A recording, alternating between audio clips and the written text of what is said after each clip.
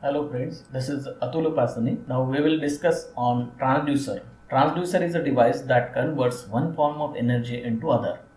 Transducer converts mechanical force, displacement, temperature, etc. into electrical or mechanical or acoustical signals.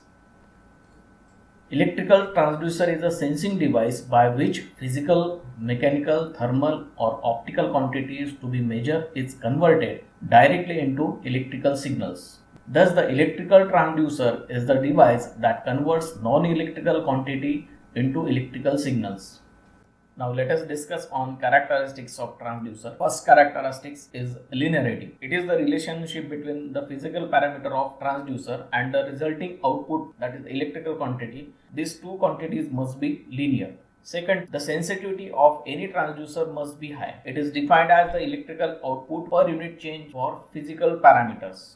Third, dynamic range. The operating range of any transducer must be wide so that it can allow sufficient output for the measurement conditions. Fourth, repeatability. Once a transducer had produced an effect, that effect must be repeated when it is used next time.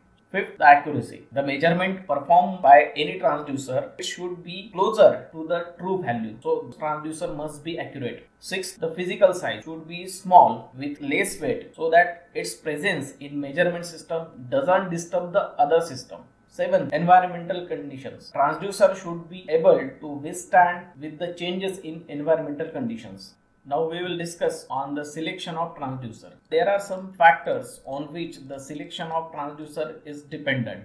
First one is physical quantity to be measured. We have to bother about the physical quantity so that we can choose the transducer. Second, the transducer principle, for which we are going to measure that input and output characteristics of transducer should be compatible with the recording or measurement systems. Third, accuracy should be high to minimum errors. Electrical parameters, the length of cable, signals to noise ratio, these parameters must be selected as per your transducer effect. So when they are combined with the amplifier will affect the measurement system.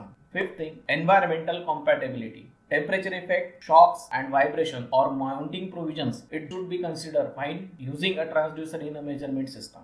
Fifth one, compatibility with the associated equipments. Insulation resistance, zero balance provisions and impedance matching mostly affect the transducer measurement system. So they should be considered. Seventh, the operating range should be chosen to allow sufficient output. Eighth, uses and ruggedness. Any transducer, wherever it is used, it should be durable. Ninth is the sensitivity of any transducer should produce sufficient output. So sensitivity must be high. 10th thing, the output and input should be linear. It should have a non-linearity effect there. Now let us talk about classification of transducer. This electrical transducer mainly classified into two types. One is called an active transducer and other is called as passive transducer. Active transducers do not require any external power for its conversion of physical quantity into electrical quantity. The examples are thermocouple, photovoltaic cell, piezoelectric pickup. These three devices do not require any external power for their transformation effect. So therefore they are called as active transducers. The second type of electrical transducer is passive transducers. These are the transducer where the transformation effect is produced by variation in some electrical parameters such as resistance, capacitance, etc., which can be measured as a voltage or current variation. So for this we need external power. So passive transducers are those which requires external power. The examples of passive transducers are resistance, strain gauge, thermistor and photomultiplier tube. Now let us move on working of transducer. The first transducer is the capacitive transducer. It is the displacement type transducer. It uses a capacitor. Two plates of capacitors are used to produce this transducer. The capacitance can be calculated by this formula epsilon 0 A by D into K, where A is the area of each plate, D is the distance between the plates, epsilon 0 is the permittivity of free space and K is the dielectric constant. Now you can see from the diagram there are two plates. One plate is is fixed while the other is the flexible plate. It may be called as a diaphragm. So whenever the pressure is applied, this diaphragm or flexible plates will bend, and due to which the distance between the plate will vary. So here capacitance is inversely proportional to the distance. So when this capacitive transducer is connected with amplifier, it will produce the electrical variation in proportion with the pressure applied to the flexible plate. Now let us say the advantages of a capacitive microphone. It is inexpensive and easy to construct. Second thing, it is effective for high frequency variation. So these transducers are mostly used for sound conversion into electrical variation. Third thing, it can measure both static and dynamic phenomena. It has two disadvantages also. One, the sensitivity to temperature variation and chances of errors due to long leads. The second transducer here is linear variable differential transducer. In short, it is called as LVDT. From the figure you can see that it has a core on which two types of coils are wounded. One is the called as primary, which is connected to the AC volt, 230 volt AC, and second coil is the secondary coil. These has two coils. They are connected in series with equal number of turns. So the electromotive force produced by both the coils will be the subtraction of this two electromotive force. So net output will be E output equal to E2 minus E1. With the core in center or in reference position, the induced EMF in the secondary winding will be equal, and since they will oppose each other, so the magnitude of output voltage will be equal to subtraction of these two electromotive force, which are equal, so they will produce a 0 volt at the output. This position is called as null position. Now let us take an example. If this transducer is used to measure the displacement, for example, if this soft iron core is given a displacement from right to left, the magnetic flux linkage with S2 will be more than S1. So therefore the EMF E2 will be greater than E1. Then the magnitude of output voltage is more than S1. So therefore EMF E2 is greater than E1. So the magnitude of output voltage will be equal to E output equal to E2 minus E1, and it will be in the phase with E2 only. Similarly, if the core is moved towards right hand side, the flux linkage with S1 will be more than S2. So E1 will be greater than E2. Therefore the output voltage will be equal to E1 minus E2, and it will be in the phase with E1.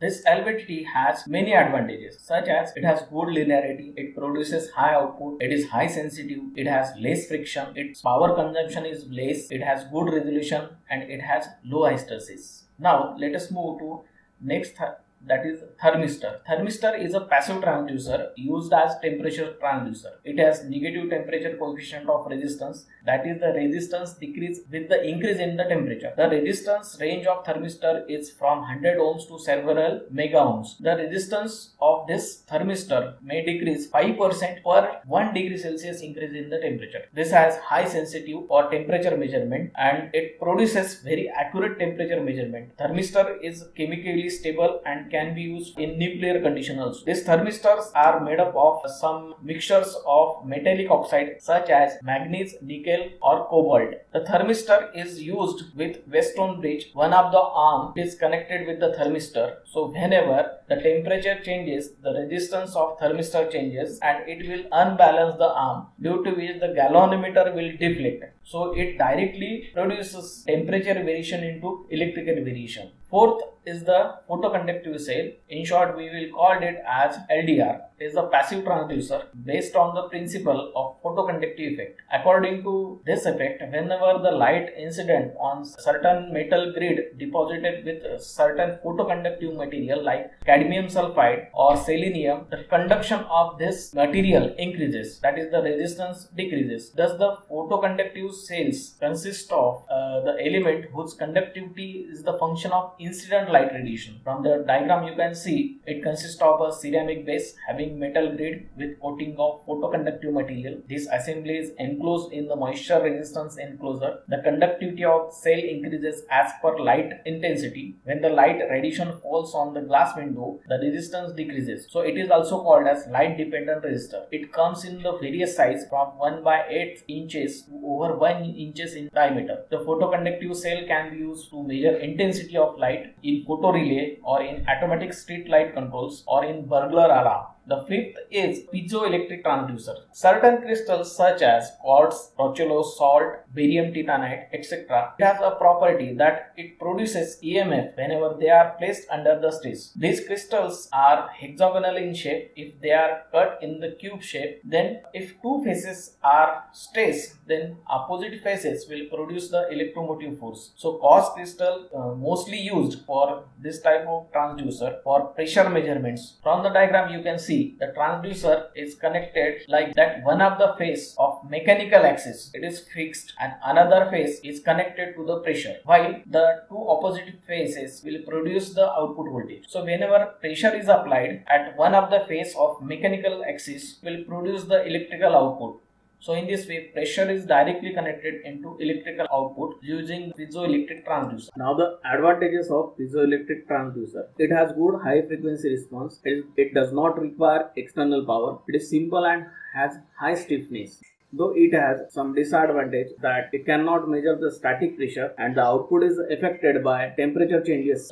Now the next optocoupler is nothing but the combination of LED and photodetector, that is photodiode, in a single package. LED at the input side and photodiode at the output side. So one of the circuit is connected to LED and another circuit is connected with photodiode. The LED is forward bias while the photodiode is reverse bias. So when sufficient forward bias is applied, LED will emit the light and this light hits the photodiode and hence it conduct in reverse bias. The output voltage across photodiode is V out equal to V2 IR/R2.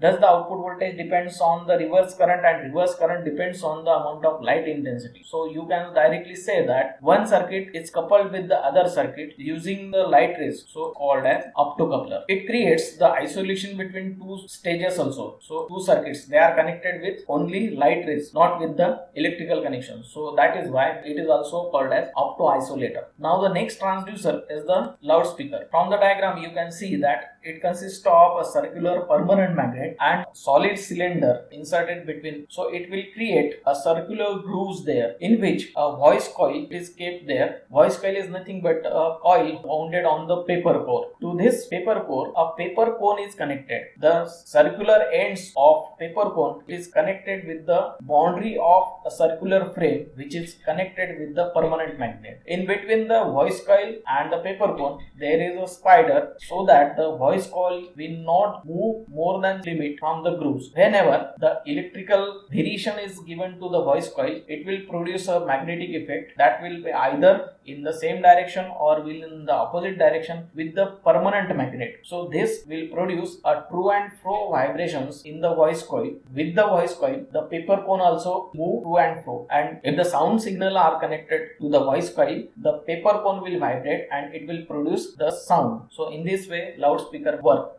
Now the last transducer is the gas sensor. Some materials has a property that whenever they comes in contact with harmful gases such as carbon monoxide, methane, ethane, alcohol vapors, their conductivity increases. These materials are used to sense this type of gases. Conductivity increases about 20 times as that of its normal value in air depending upon the concentration of gases. This sensor is able to detect gases at very low level before dangerous concentration of gas leakage can occur. This property of gas sensor can be used for triggering the alarm circuit. One of the gas sensor assembly is shown here. Along with the gas sensor, heating coil is used, hits the sensor, and it can operate with AC/DC voltage from 6 volt to 10 volt. The resistance of heater coil is only 30 ohms. It can take the current of 0.2 ampere. The increase in conductivity of sensor can be used to trigger the alarm. So thermal conductivity type gas sensor, it is a sinter type semiconductor mainly composed of tin dioxide whose conductivity increases in the presence of gases. So this was all about transducer. Thank you.